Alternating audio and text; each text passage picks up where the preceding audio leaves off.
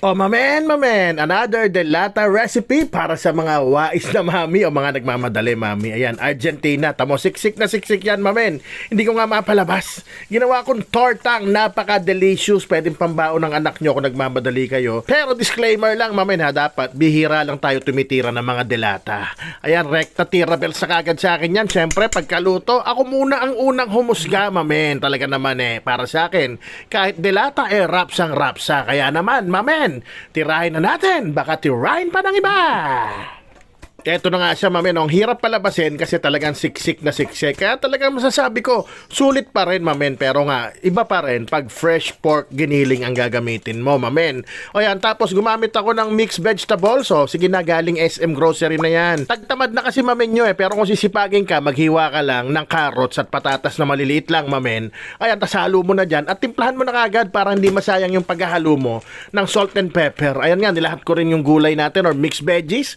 Mas marami kasi nga masustansya, masarap sa mamen. Haluin nyo lang maigi at maya-maya lang ang gagawin natin dyan, babasagan natin yan, mamen, ng itlog. Ayan, medium lang gamit ko kaya 3 ang nilagay ko. Kung large yan, 2 lang, goods na, mamen.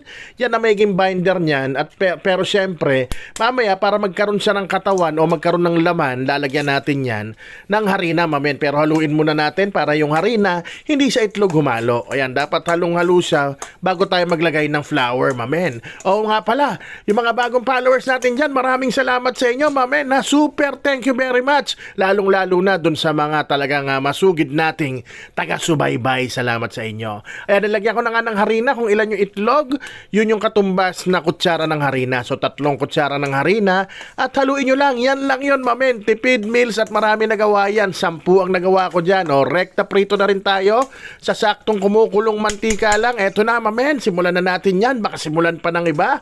O yan, bali na hagawa ko ng 10 piraso dyan. Ang cooking time niyan, mamen, 2 minuto sa unang lapag. Pagkabaliktad mo, bigyan mo pa ng 1 minuto. Bali, 3 minutes lang. Lutong-luto na yan, mamen. Kung gusto mo naman ng tostado, pagkabaliktad mo, bigyan mo pa ng 2 minuto. O nga pala, kung nandiyan ka pa, mukhang nag-enjoy ka na sa ating simple at tipid meals pero rapsang recipe. Kaya baka pwedeng pakilike and share ng video para syempre naman, mamen, ma-share natin sa iba.